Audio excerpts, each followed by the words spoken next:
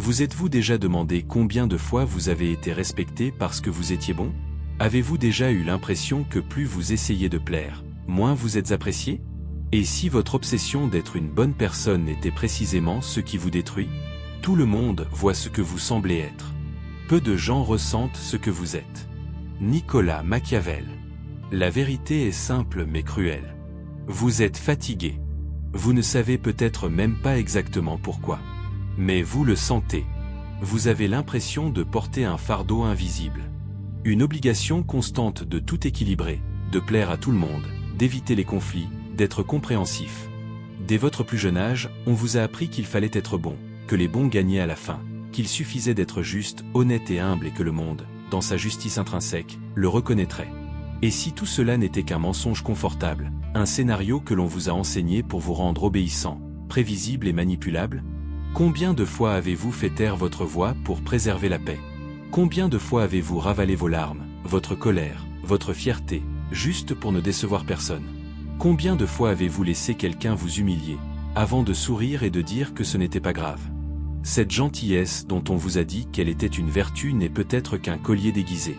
Le monde ne récompense pas les bons, mais les stratèges.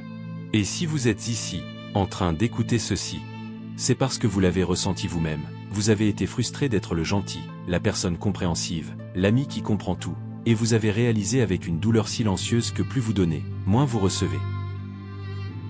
Plus vous pliez, plus ils exigent, plus vous essayez d'être accepté, moins vous êtes respecté.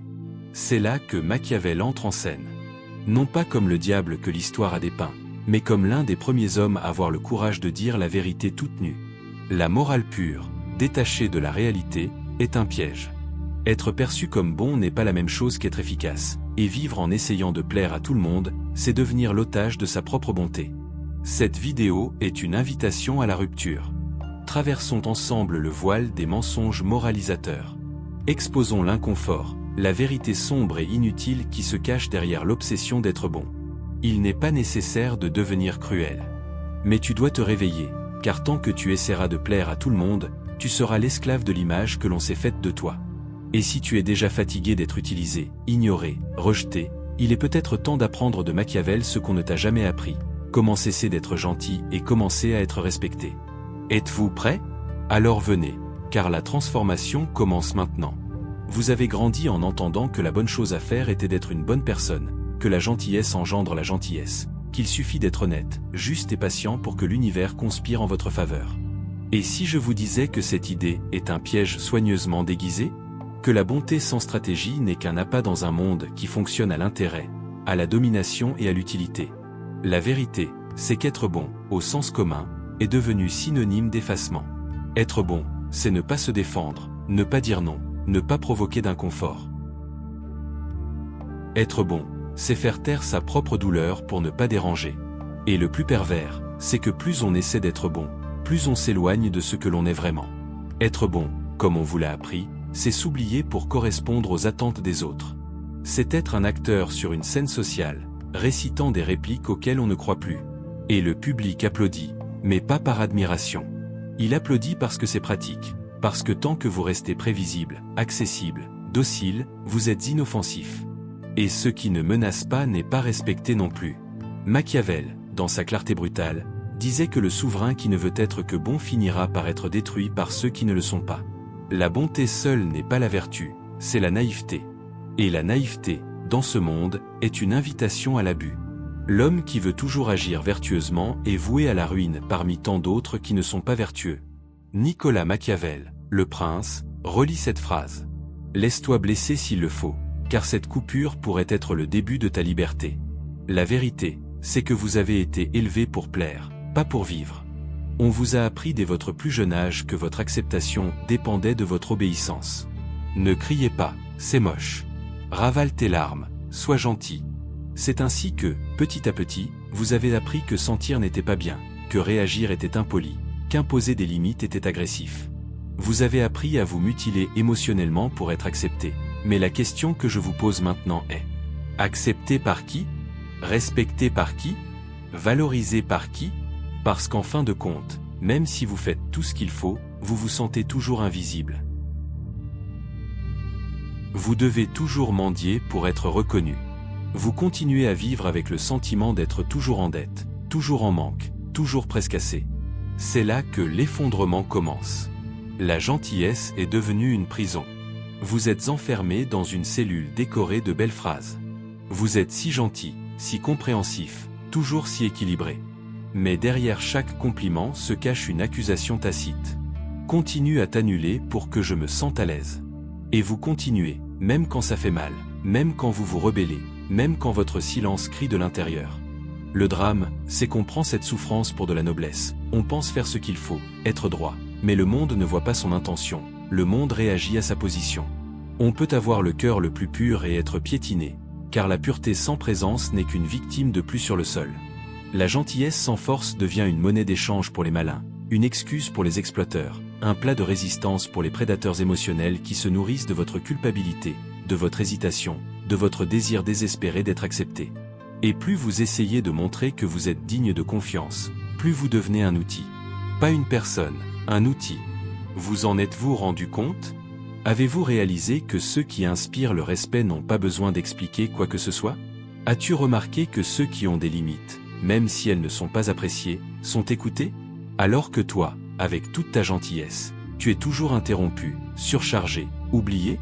C'est parce que le monde ne respecte pas ceux qui sont gentils, il respecte ceux qui imposent des conséquences.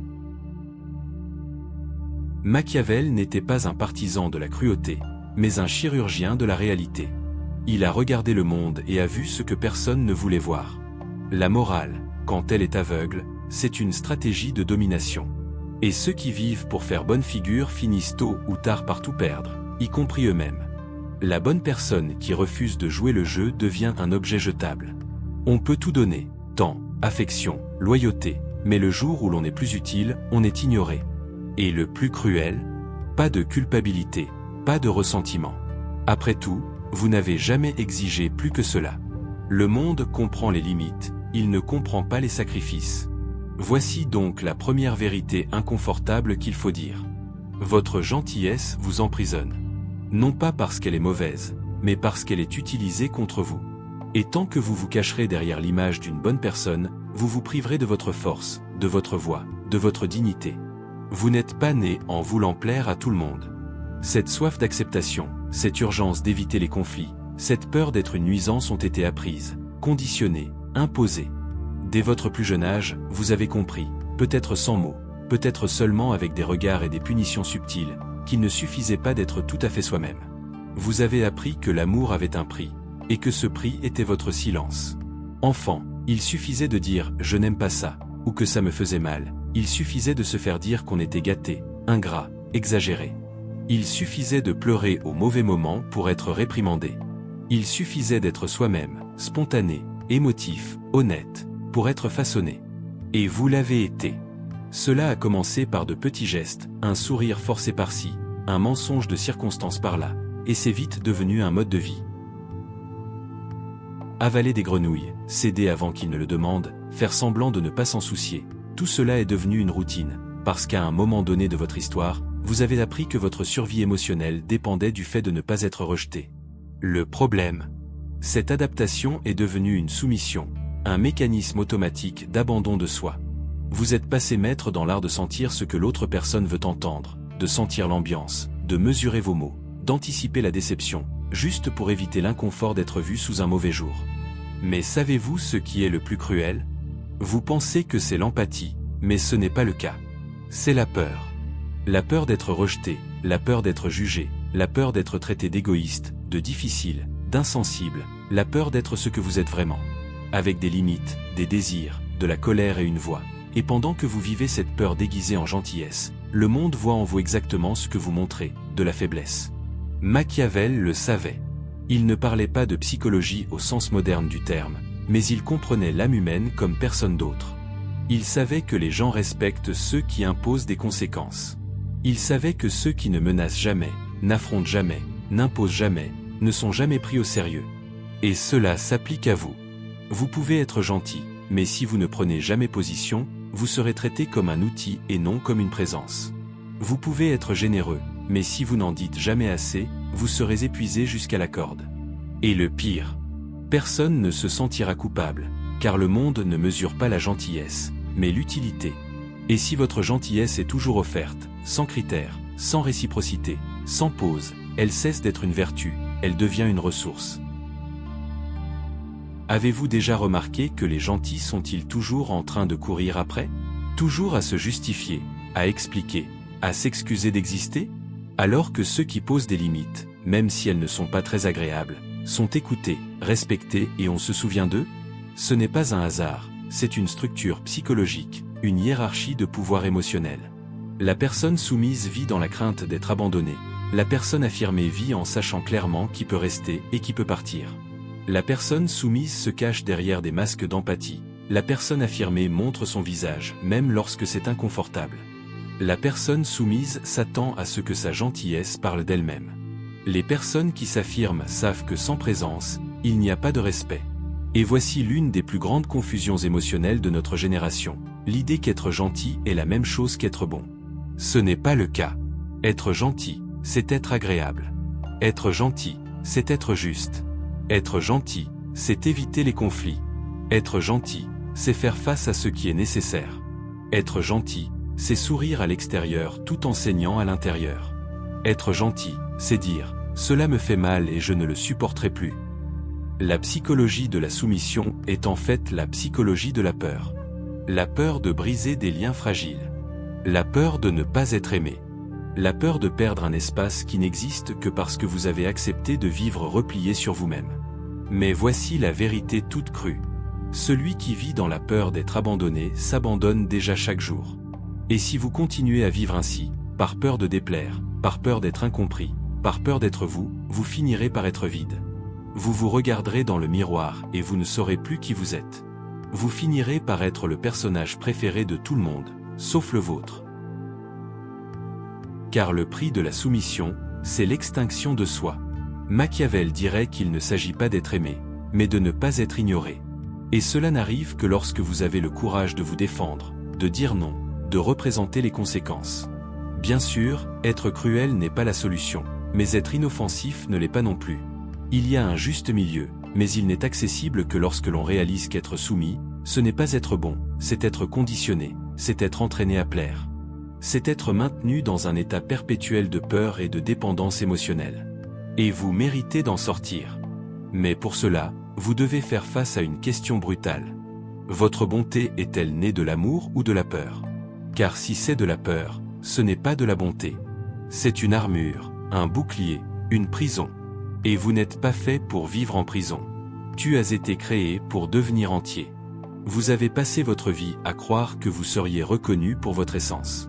Qu'il suffisait d'être honnête, juste et humble pour que les gens voient la vérité. Mais Machiavel, il y a plus de 500 ans, a écrit une phrase qui transperce comme un poignard tout idéalisme naïf.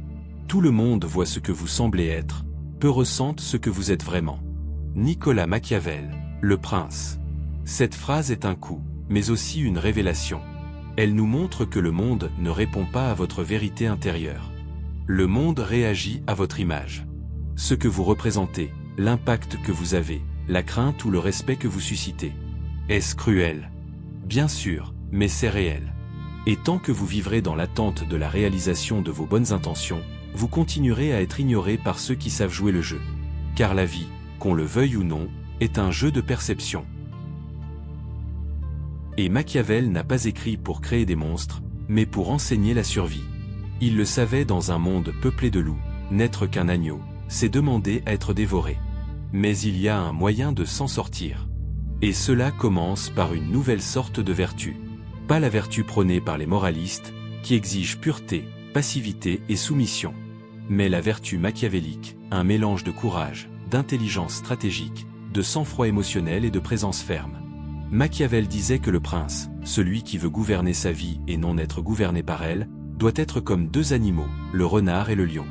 Le prince doit savoir utiliser à bon escient la nature du renard et la nature du lion. Être un renard pour reconnaître les pièges et un lion pour effrayer les loups.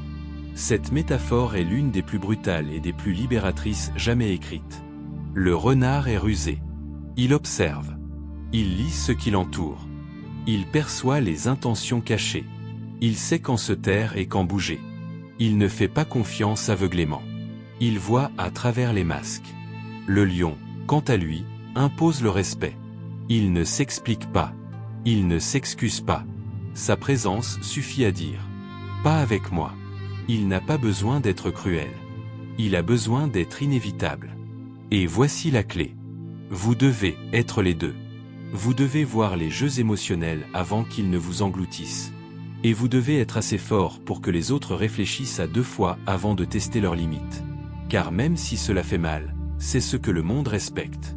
Présence, limite, conséquence. Vous ne devez pas cesser d'être sensible, généreux ou compatissant, mais vous devez réaliser que ces qualités, sans contour, sans structure, sans limite, deviennent des pièges. La même compassion qui guérit peut aussi vous détruire si elle est donnée à ceux qui ne cherchent qu'à vous utiliser. C'est pourquoi Machiavel nous invite à cesser de demander l'approbation et à commencer à construire une autorité interne. Pas le genre d'autorité qui crie, qui domine, qui impose la peur par la force brute, mais celle qui impose le respect par un silence ferme, par la clarté du non, par le courage d'être ce que l'on est, sans s'agenouiller pour se faire accepter. Et c'est là qu'intervient le tournant décisif. Vous n'avez pas besoin de devenir un tyran. Vous devez cesser d'être un fantôme. Le monde traite bien ceux qui ont du pouvoir. Et ce pouvoir commence par votre capacité à dire que cela suffit, à cesser de vous justifier, à réaliser que tout le monde ne mérite pas d'explication, et certainement pas le meilleur de vous-même. Vous n'avez pas besoin de crier pour vous faire entendre, vous devez simplement cesser de demander la permission d'exister. L'image que vous projetez a du poids, et si vous vous présentez comme quelqu'un de toujours accessible, de toujours gentil, de toujours volontaire, vous serez traité comme une ressource. Et une ressource peut être jetée à tout moment.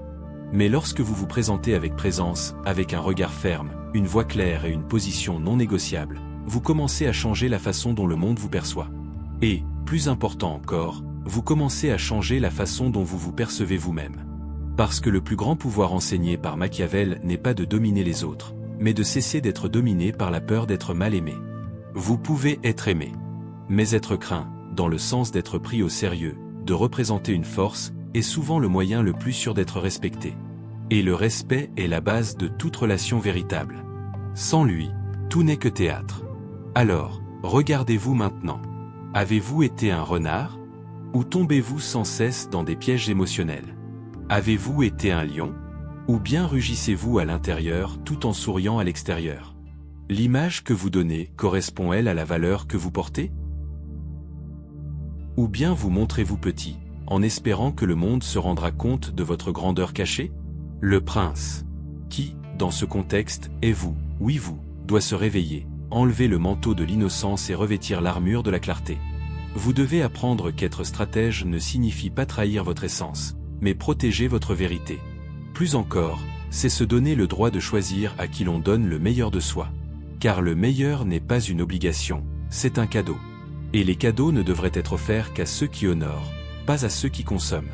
Il est temps de vous poser la question que vous avez évitée toute votre vie. Veux-tu être aimé ou veux-tu être libre? Cela semble cruel, n'est-ce pas? Presque inhumain, mais c'est le choix que Machiavel vous oblige silencieusement à faire. Car la quête de l'amour, lorsqu'elle est fondée sur la peur, le besoin, la dépendance affective, est la plus subtile des prisons, et la pire. C'est une prison dont on ferme soi-même la porte. On n'a pas besoin de barreaux quand on a besoin d'approbation. Vous n'avez pas besoin de menottes lorsque vous avez peur de déplaire aux autres. Vous n'avez pas besoin de censure extérieure lorsque vous vous sabotez intérieurement pour correspondre aux attentes des autres. C'est la vérité que personne ne veut regarder en face. L'obsession d'être perçu comme quelqu'un de bien, de cool et d'agréable ne n'est pas de la vertu. Elle provient de la honte d'être ce que l'on est. Et cette honte est sournoise. Elle se déguise en humilité, s'habille en gentillesse, se fait passer pour de l'empathie, mais au fond, elle n'est que votre conviction secrète que vous n'êtes pas assez bien tel que vous êtes. C'est pourquoi vous vous façonnez, vous vous recalibrez, vous vous adaptez à chaque environnement, à chaque personne. Vous dites oui quand vous voulez dire non, vous pardonnez trop vite, vous souriez quand tout temps vous a envie de crier, et l'instant d'après, vous avez passé votre vie à essayer de maintenir une image qui n'est même pas la vôtre. Vous êtes devenu ce que les autres veulent que vous soyez, et vous avez oublié qui vous étiez avant cela. L'homme qui ne vit que pour être aimé sera toujours l'esclave du regard des autres. Celui qui veut être libre doit accepter d'être incompris. Cette citation n'est pas de Machiavel, mais elle pourrait l'être, car ce qu'il nous enseigne, c'est que la liberté commence lorsque l'on cesse de se soucier de ce que les autres attendent de nous et que l'on commence à vivre selon ce que vous exigez de vous-même. Mais ne vous y trompez pas, ce chemin n'est pas doux, il est aride, solitaire. Beaucoup de gens se détourneront de vous, diront que vous avez changé, que vous êtes devenu froid, que vous êtes étrange, et vous vous demanderez, suis-je cruel? Non. Vous êtes enfin honnête, et l'honnêteté, après des années de tromperie, vous effraie, vous dérange, parce qu'elle rompt le pacte invisible que vous aviez conclu avec le monde. Je me sacrifie et vous m'aimez en retour. Mais la monnaie que vous avez reçue était fausse. Ce n'était pas de l'amour, c'était de la commodité. Et lorsque vous décidez de sortir du rôle du gentil, de celui qui comprend tout, de celui qui accepte tout, vous rompez ce pacte et commencez à décrire un nouveau contrat avec vous-même. Je serai fidèle à ma vérité, même si cela me coûte l'acceptation de ceux qui n'ont su m'aimer que lorsque je me taisais.